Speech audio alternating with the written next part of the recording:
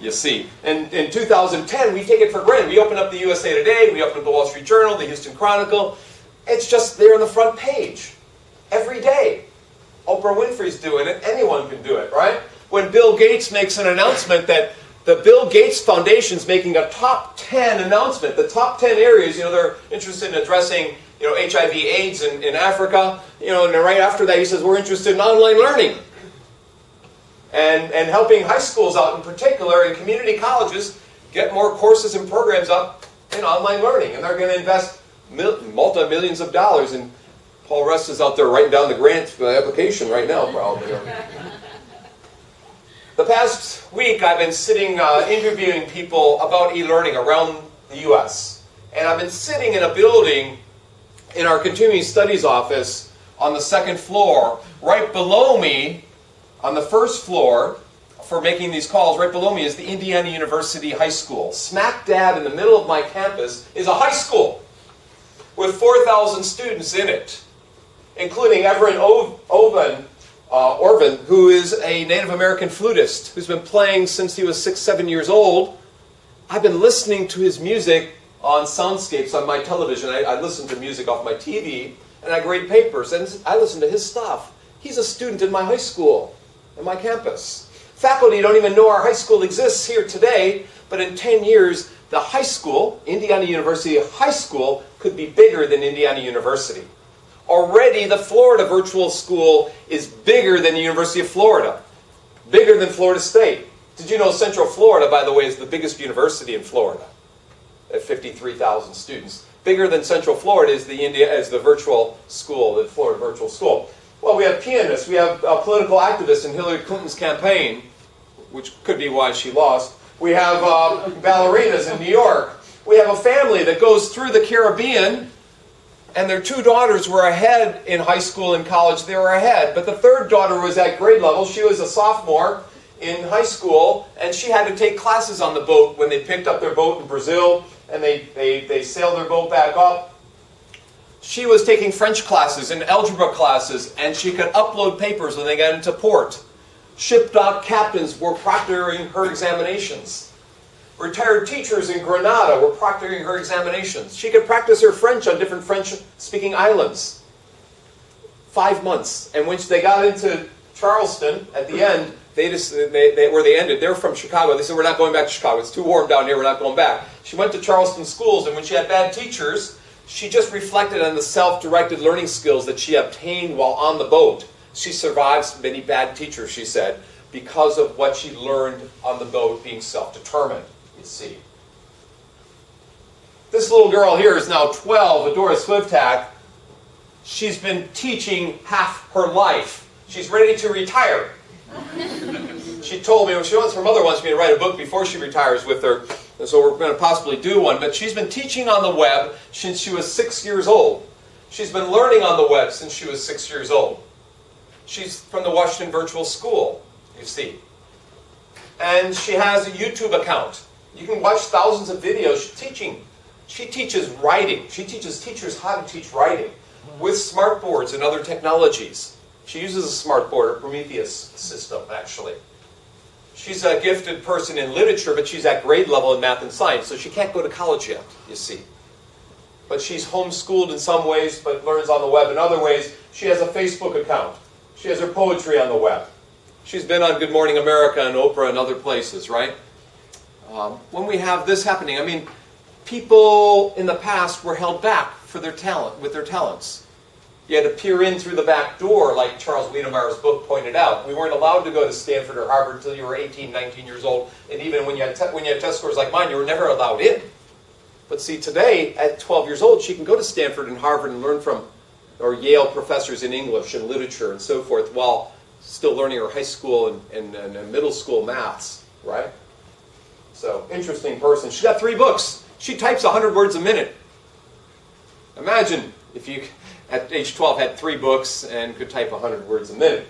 Now, 2 weeks ago, I was in Minneapolis where Dr. Hughes used to be a professor and where George did his graduate work, so they know this skyline. What do you see there? The skyline? Yeah. Buildings. Buildings. Those are pretty smart. Jeez. I mean, that's I see trees. Give you $1 million for that answer. Okay, there you go. Anyone see more than trees and buildings? Got $1 million for the person who sees what I see. Anybody? Clouds and sky and stuff like that? Yeah, Rachel? She sees e-learning, and she's my former student from IU. She sees e-learning in the distance. Thank you very much. She was at my talk last year in Houston, so she knows the answer. She's cheating. Okay. So we got the Halo building, the second tallest building in Minneapolis. And as I looked from my hotel 2 weeks ago, I saw the Halo building, and I said, what's the name?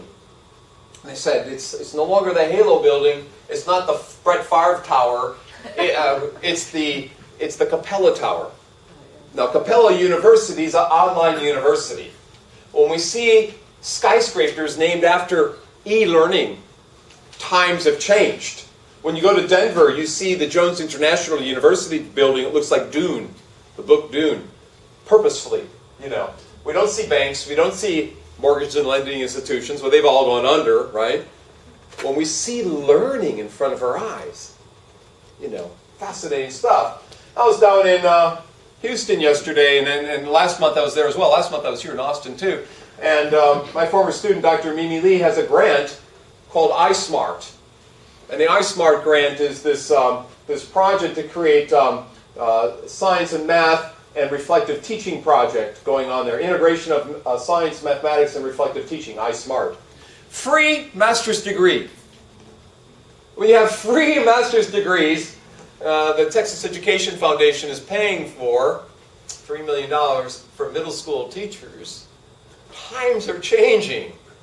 They're taking their first cohort in the fall. If any of you are middle school math and science people, you can sign up starting next month. So, or if you know of people that might want to get this, it's throughout the whole state of Texas. They're going to take a cohort starting in the fall. We look at the growth of online learning during the past decade. We've moved from 16,600,000 students in the U.S.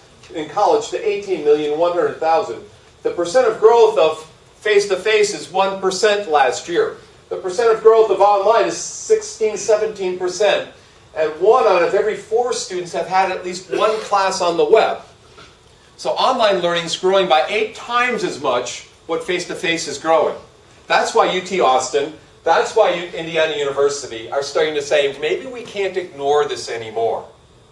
And maybe that's why some of you are here to find out about it. At Springfield, University of Illinois Springfield, you see the growth there. They wanted to make every single class on the web and face-to-face and let students choose which they wanted.